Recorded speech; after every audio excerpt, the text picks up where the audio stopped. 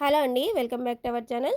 యష్మి గౌడ పలు సీరియళ్ళ ద్వారా మనందరికీ పరిచయమైన విషయం తెలిసిందే. అలాగే 'బిగ్ బాస్' ద్వారా మనందరికీ ఇంకా దగ్గరైంది యష్మి గౌడ.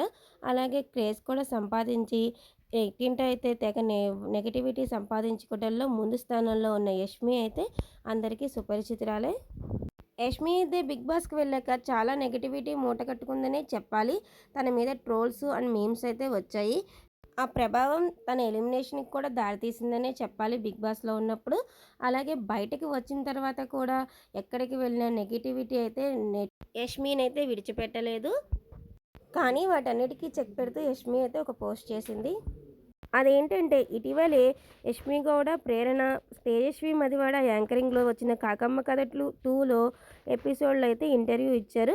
ఆ ఇంటర్వ్యూ కింద కామెంట్స్ చూస్తే యష్మి అంటే మాకెంతగానో ఇష్టం. యష్మిని ఇలా చూస్తే మాకెంతో ఆనందంగా ఉంది. ఇంత చిన్న వయసులోనే ఇన్స్పిరేషన్‌గా నిలుస్తుంది. చాలా గర్వంగా ఉంది. పాస్ట్‌లో ఏం జరిగిందనేది ముఖ్యం కాదు. ఇప్పుడు యష్మి ఏంటన్నదే ముఖ్యం.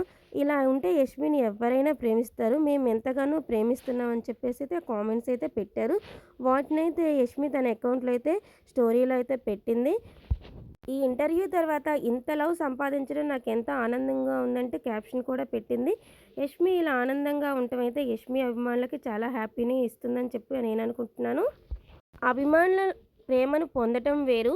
అలాగే నెగటివిటీలోంచి బయటికి వచ్చి పాజిటివిటీగా ఉండి లవ్‌నైతే పొందటం అయితే అభిమానులది చాలా ఈజీ కాదు. కానీ యష్మి అయితే అది సాధించింది.